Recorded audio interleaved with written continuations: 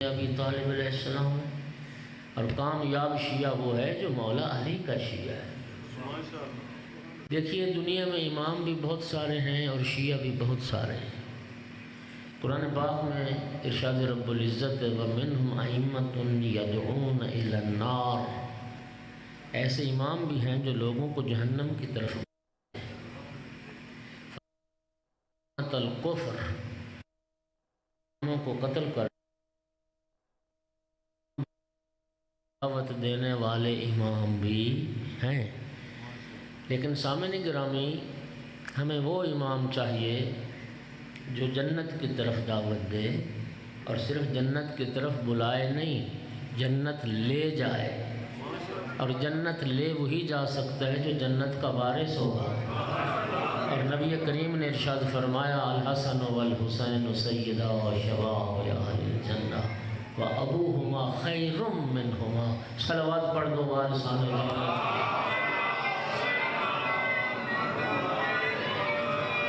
توجہ میری طرف ہے۔ تو عرض کیا آگے آگے چلنے والے کو امام کہتے ہیں اور پیچھے پیچھے چلنے والے کو عربی میں شیعہ کہتے ہیں۔ یہ جو مختلف جماعتوں کے پیروکار ہوتے ہیں نا، وہ ان کے شیعہ ہوتے ہیں، پیچھے چلنے والے۔ یعنی نبی کریم صلی اللہ علیہ وآلہ وسلم کے بعد دو طرح کے شیعہ پائے جاتے تھے۔ ایک وہ گروہ تھا جنہیں شیعیان علی کہا جاتا تھا، اور جا کے تحقیق کر لینا، نبی کریم کی حیات میں، زندگی میں کچھ ہستیاں ایسی تھیں جن میں جناب سلمان شامل تھے، جناب ابو ذر تھے، مقداد تھے، حذیفہ یمانی تھے، عبداللہ ابن مسعود تھے۔ یہ وہ شخصیات تھیں جنہیں سرکار دو عالم کی حیات میں بھی شیعہ علی کے نام سے پکارا جاتا تھا۔ اور سامعین گرامی قادر، یہ میں رب کعبہ کی قسم کھا کے کہہ رہا ہوں، جا کے نہ تصدیق کرنا میری بات کی، رسول اللہ کے زمانے میں کوئی بریلوی نہیں تھا، رسول اللہ کے زمانے میں کوئی دیوبندی نہیں تھا، رسول اللہ کے زمانے میں کوئی اہل حدیث نہیں تھا، رسول اللہ کے زمانے میں کوئی قادیانی نہیں تھا، لیکن رب کعبہ کی قسم رسول اللہ کے زمانے میں علی کے شیعہ تھے۔ صلوات تو پڑھ دو سارے۔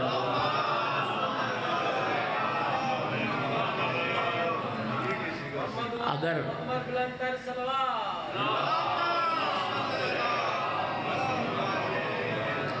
اور پھر خود یہ رسول اللہ کا یہ فرمان، یا علی آپ اور آپ کے شیعہ ہی کامیاب ہیں، یہ خود دلیل ہے کہ سرکار کے زمانے سے مولا علی کے پیروکار چلتے آ۔ بات سمجھو؟ الحمدللہ ساری ہماری جو تاریخ ہے تشیع کی، وہ نبی کریم صلی اللہ علیہ وآلہ وسلم کی حیات مبارکہ تک جاتی ہے، رسول اللہ کے زمانے تک جاتی ہے۔ توجہ فرما رہے ہو؟ تو جب سے مولا علی ہیں اس وقت سے مولا علی کے پیروکار بھی ہیں، اور مقام اتنا بلند ہے علی کے شیعہ کا۔ چھٹے امام کی حدیث ہے کہ لا تقدر الخلائق علی کنہ صفت الخالق، ساری کائنات بھی جمع ہو کے اللہ تعالیٰ کی حقیقی تعریف نہیں کر سکتی۔ کما لا تقدر الخلائق علی صفت الخالق لا تقدر الخلائق علی کنہ صفت رسول اللہ۔ جس طرح اللہ تعالیٰ کی حقیقی صفت کو کوئی بیان نہیں نہ کر سکتا، رسول اللہ کی حقیقی صفت کو بھی کوئی بیان کما لا تقدر الخلائق علی صفت رسول اللہ لا تقدر الخلائق علی صفت الامام۔ جس طرح رسول اللہ کی حقیقی صفت کوئی نہیں کر سکتا، امام معصوم کی بھی حقیقی صفت کوئی بیان نہیں کر سکتا۔ وَكَمَا لَا تَقْدِرُ الْخَلَائِقُ عَلَى صِفَةِ الْإِمَامِ عَلَى كُنْهِ صِفَةِ الْإِمَامِ لَا تَقْدِرُ الْخَلَائِقُ عَلَى كُنْهِ صِفَةِ الْمُؤْمِنِ۔ امام معصوم کی حدیث ہے، جس طرح امام کی کنہ حقیقت کو کوئی بیان نہیں کر سکتا ساری مخلوقات مل کر، اسی طرح ایک مومن کی بھی حقیقی صفت ساری کائنات بیان نہیں کر سکتی۔ اتنا مقام بلند ہے ایک مومن کا، ایک شیعہ علی کا۔ روایت کا میں ذمہ دار ہوں، میں تمہارے نتیجے کا ذمہ دار نہیں ہوں۔ یا رسول اللہ،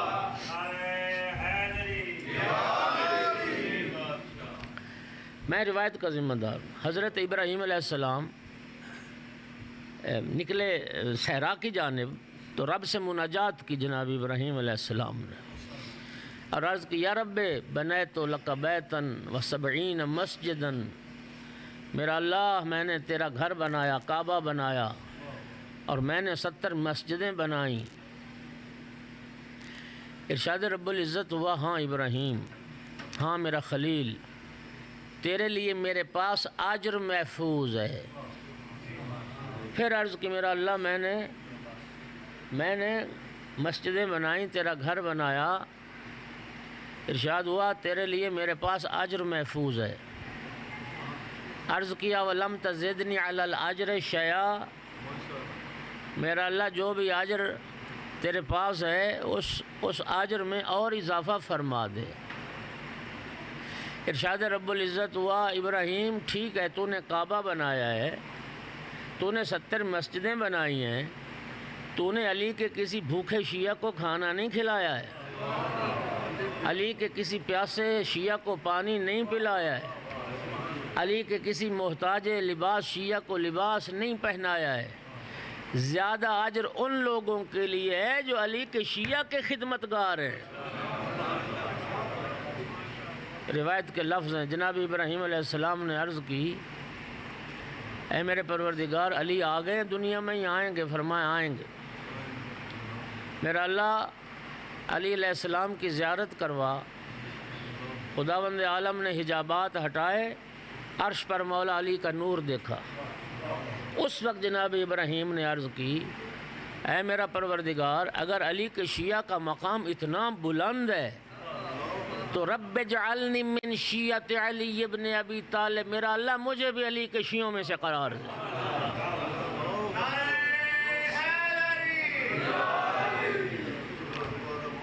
مجھے بھی علی کے شیعوں میں سے قرار دے، اور رب کریم نے اس دعا کو مستجاب کیا، اور قرآن میں پھر آیت آ گئی وَإِنَّ مِن شِيعَتِهِ لَإِبْرَاهِيمَ، یقیناً ان کے شیعوں میں سے ابراہیم بھی ہیں۔ صلوات پڑھو ذرا سارے حضرات۔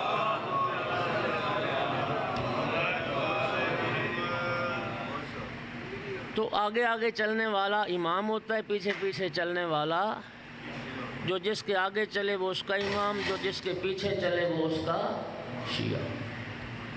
توجہ، یہ جو ہمیں نماز پڑھاتا ہے نا وہ بھی امام کہلاتا ہے۔ امام جماعت کہتے ہیں نا اس کو، امام جمعہ کہتے ہیں اس کو۔ شرائع صاحب بیٹھے، اور یہ کتنی دیر کا امام ہوتا ہے؟ جتنی دیر نماز پہ صرف ہوتی ہے، 5-7 منٹ۔ توجہ چاہوں گا، یہ جو 5-7 منٹ کا امام ہے نا، اس کے لیے بھی شریعت نے شرائط رکھے ہیں۔ ہر بندہ امام جماعت نہیں بن سکتا۔ آپ توضیح المسائل اٹھا کے دیکھ لیں، امام جماعت کی شرائط ہے۔ پہلی شرط یہ ہے کہ حلال زادہ ہو۔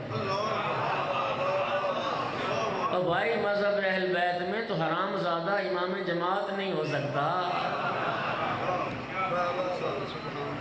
دوسری شرط یہ ہے کہ وہ عادل ہو۔ تیسری شرط یہ ہے کہ وہ مسائل جو مبتلا پہ ان کا عالم ہو۔ اگلی شرط یہ ہے کہ اس کی قرأت اور اس کی جو تلاوت ہے وہ بھی ٹھیک ہو۔ توجہ کیجیے گا میں جو عرض کر رہا ہوں، یہ جو 5-7 منٹ کا امام ہے، کیا خوبصورت ہے مذہب اہل بیت۔ جو 5-7 منٹ کا امام ہے اس کے لیے عدالت کو شرط قرار دیا، جو دین و دنیا کا امام ہے اس کے لیے عصمت کو شرط قرار دیا۔ امام کائنات کو معصوم ہونا چاہیے، معصوم ہونا چاہیے، اور معصوم صرف وہ ہوگا جس کی طہارت کی گواہی رب قرآن میں دے۔ پیغمبر اور پیغمبر کا گھرانہ، کائنات میں 14 معصومین جن کی عصمت کلی اور عصمت کلی پر فائز ہے۔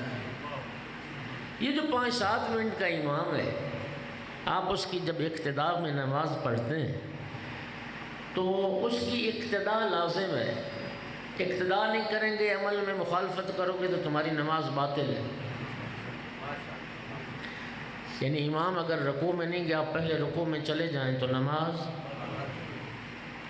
وہ سجدے میں نہیں گیا، پہلے سجدے میں چلے جائیں نماز، امام سے آگے بڑھو گے تب بھی نماز باطل ہو جائے گی، اور پیچھے رہ جاؤ گے بہت، یعنی امام چلا گیا سجدے میں، تم ابھی قیام میں کھڑے ہو، تب بھی نماز کیا ہو جائے گی۔ تو دوستو، جوانوں، بزرگوں، ساتھیوں، بھائیوں، غور کرنا، شریعت جسے 5-7 منٹ کا امام قرار دیتی ہے، جب اس کی مخالفت سے عمل ہو جائے باطل، تو جو دین و دنیا کا امام ہے اس کی مخالفت کر کے جنت کیسے ملے گی؟ اس کی مخالفت کر۔ امام حسن مجتبیٰ علیہ السلام کے پاس ایک بندہ آیا، مولا نے پوچھا کون ہو؟ کہا میں آپ کا شیعہ ہوں۔ امام علیہ السلام نے فرمایا ان کنتا لنا فی اوامرنا و زواجرنا مطیعا فقد صدقتا، جن چیزوں کا ہم نے حکم دیا اگر وہ بجا لاتے ہو، اور جن چیزوں سے ہم نے منع کیا ان سے رک جاتے ہو، تو تم اپنے دعوے میں سچے ہو، پھر تم واقعاً ہمارے شیعہ ہو۔ لیکن اگر امر و نہی میں تم ہماری اطاعت نہیں کرتے، اگلا جملہ سنو، اگر تم ہماری اطاعت نہیں کرتے، فلا تزد فی الذنوب بدعواک مرتبۃ شریفۃ لست من اہلہا، اگر ہماری اطاعت نہیں نہ کرتے تو یہ بزرگ دعویٰ کر کے، یہ عظیم دعویٰ کر کے اپنے گناہوں میں اضافہ نہ کر، پھر تو ہمارا شیعہ نہیں ہے، پھر تو یہ کہے انا من محبی کا و موالی کا، میں آقا آپ کا محب ہوں، میں آپ کا غلام ہوں، موالی ہوں، شیعہ نہیں ہو۔ شیعہ وہی ہے جو اطاعت کرتا ہے۔ انما امام محمد باقر علیہ السلام نے کیا فرمایا؟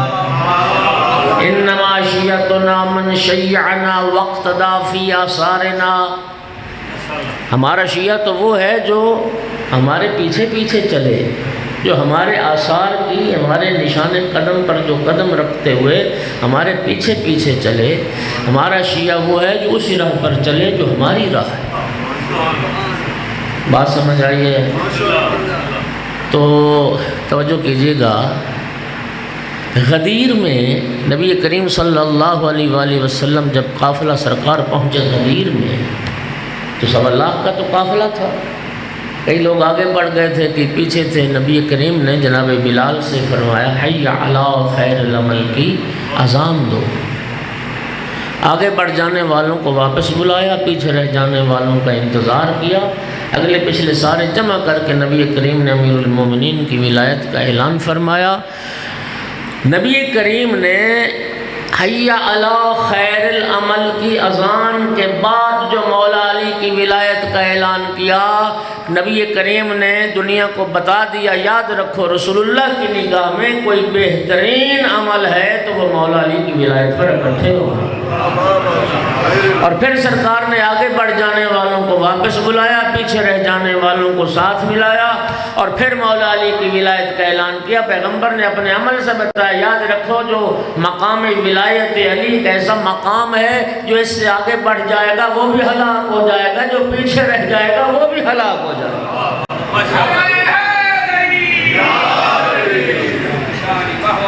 توجہ ہو رہی ہے میرے بھائیوں؟ تو شیعہ بڑی، اور آپ نے دیکھا ہمارے ملک میں پچھلے سالوں میں کیا گالیاں دی گئیں، ملک کے در و دیوار کالے کر دیے گئے۔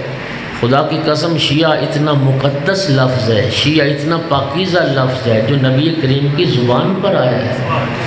شیعہ اتنا مقدس لفظ ہے کہ اللہ تعالیٰ نے قرآن مجید میں اپنے پیارے خلیل کو بھی شیعہ ہی کے لفظ سے یاد کیا ہے۔ تو سامعین گرامی توجہ کیجیے گا، جس لفظ سے اللہ اپنے خلیل کو یاد کرے وہ بڑا مبارک لفظ ہے، اور نبی کریم نے قیامت کے دن جن کی کامیابی کا اعلان کیا ہے وہ بھی لفظ شیعہ سے ہی کیا ہے۔ تو شیعہ تو بہت متبرک اور بہت مبارک لفظ ہے۔ سامعین گرامی، اللہ سے دعا یہ کریں کہ اللہ قیامت کے دن ہمیں مولا علی کے شیعوں میں سے محشور فرمائے اور ہم علی مولا کا شیعہ بننے کے قابل ہو۔ اجازت دو تو ایک مولا علی کے شیعہ کا آج ذکر کرتے ہیں۔ کون دنیا جسے مالک اشتر کے نام سے جانتی ہے؟ کیا شیعہ تھے مولا علی علیہ السلام کے؟ مالک اشتر معصوم نہیں ہے، لیکن خدا کی قسم مولا امیر المومنین کا جملہ سنیے، مالک کے لیے فرماتے ہیں کان علی کما کنت لرسول اللہ۔ مالک اشتر کا میرے نزدیک وہی مقام تھا جو میرا رسول اللہ کے نزدیک مقام تھا۔ جس طرح میں رسول اللہ کے لیے تھا اسی طرح مالک اشتر میرے لیے تھے۔ سامعین گرامی قدر، وہ جرنیل ایک نخی قبیلے کے لوگوں کا بیان ہے، بلکہ ایک عامہ کے عالم دین نے لکھا جب تک مالک اشتر زندہ رہے علی کا معاملہ ترقی کرتا رہا، ترقی کرتا رہا۔ ایک خط سنانا ہے، جب مالک اشتر کو مولا علی علیہ السلام نے مصر کا گورنر نامزد کیا اور اہل مصر کو جو خط لکھا وہ نہج البلاغہ میں موجود ہے۔ اس خط کے 2 جملے سن لیں، ایک صلوات سارے پڑھ کے غلام کا بسم اللہ الرحمن الرحیم، اما بعد الیکم عبدا من، اے مصر والو، میں اللہ کے بندوں میں سے ایک بندے کو تمہاری طرف بھیج رہا ہوں۔ مومنو، خدا کی قسم تم نے لطف ہی نہیں لیا۔ کیا عظمت ہے مالک اشتر کی، جس کے عبد خدا ہونے کی مولا علی گواہی دے رہے ہیں۔ میں اللہ کے ایک بندے کو تمہاری طرف بھیج رہا ہوں، لا ینام ایام الخوف، اور یہ اللہ کا ایسا بندہ ہے کہ خوف کے دنوں میں جسے نیند نہیں آتی، لا ینقل عن الاعداء ساعات الرو، دہشت کے اوقات میں جو میدان چھوڑ کے انہ ہوا مالک ابن الحارث اخو مزہج، مزہج قبیلہ تھا، وہ مزہج قبیلے کا مالک ابن حارث میں اس کو بھیج رہا ہوں۔ اور سننا فَإِنَّهُ سَيْفٌ مِّن سِيُوفِ اللَّهِ، مصر والو، مالک اللہ کی تلوار میں سے ایک تلوار ہے۔ وہ یار، جو مولا علی خود سیف اللہ ہیں، مولا علی سیف اللہ، جس کو سیف اللہ کہیں، دنیا تو پتہ نہیں کس کس کو بنائی پھرتی ہے۔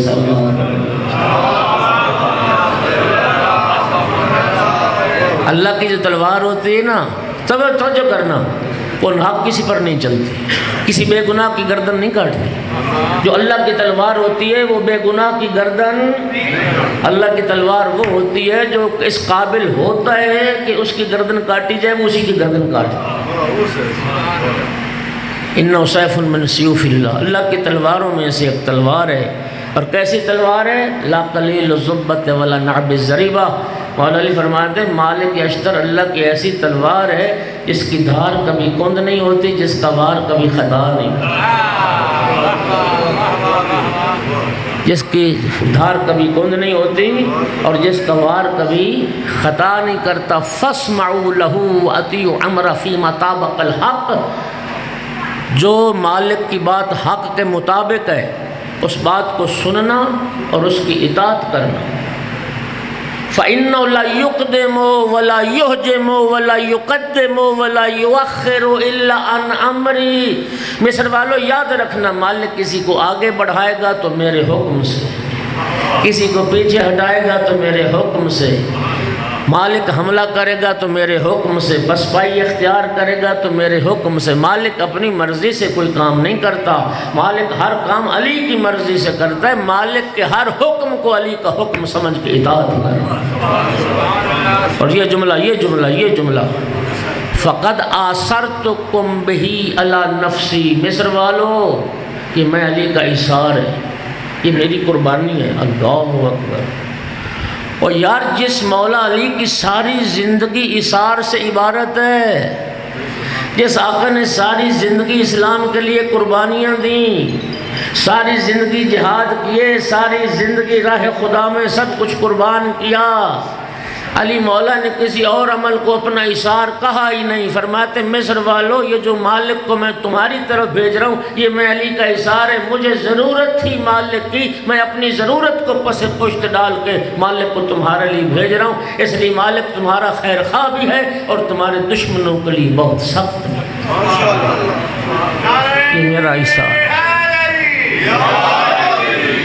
لیکن حاکم شام کی سازشوں کا شکار ہو گئے اور مالک مصر نہ پہنچ سکے، اور جب خبر شہادت آئی نا، خدا کی قسم خبر شہادت، زار و قطع ہوئے، انا للہ و انا الیہ راجعون، اللہم انی احتسبہ عندک، میرا اللہ میں مالک کی موت پر تجھ سے اجر کا طلبگار، ان موت من مصائب الدہر، مالک کی موت زمانے کی مصیبتوں میں سے ایک عظیم مصیبت، سب سے بڑی مصیبت علی کے لیے رسول اللہ کی رحلت تھی، اور فرماتے پیغمبر کی رحلت کے بعد علی نے خود کو صبر کا عادی بنا لیا، روتے تھے مالک کو یاد کر کے۔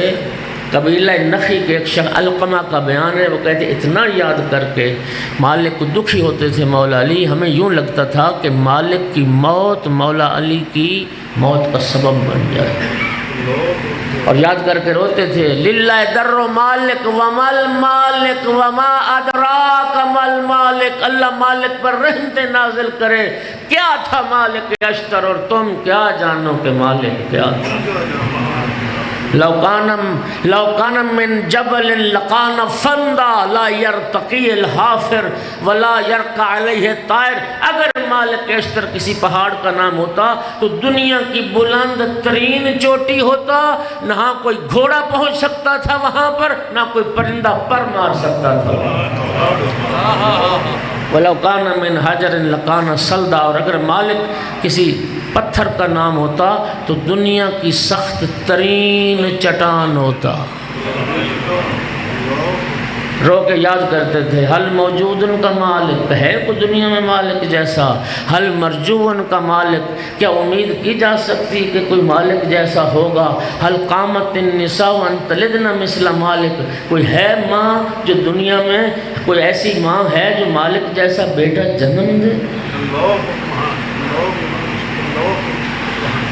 اور جب شہادت کی خبر شام پہنچی تھی، شام والوں نے جشن منایا تھا، حاکم شام نے منبر پہ جا کر خوشی سے اعلان کیا تھا، ان لعلی ابن ابی طالب یدان یمینان، لوگوں سنو علی کے دو دائیں ہاتھ تھے، قطعت احداہما یوم صفین هو عمار ابن یاسر، علی کا ایک دائیں ہاتھ عمار ابن یاسر تھے جو صفین کے دن کاٹ دیے گئے، وقطعت الاخرى اليوم هو مالک ابن حارث، اور علی کا دوسرا دائیں ہاتھ تھا مالک اشتر جو آج ہم نے کاٹ دیا۔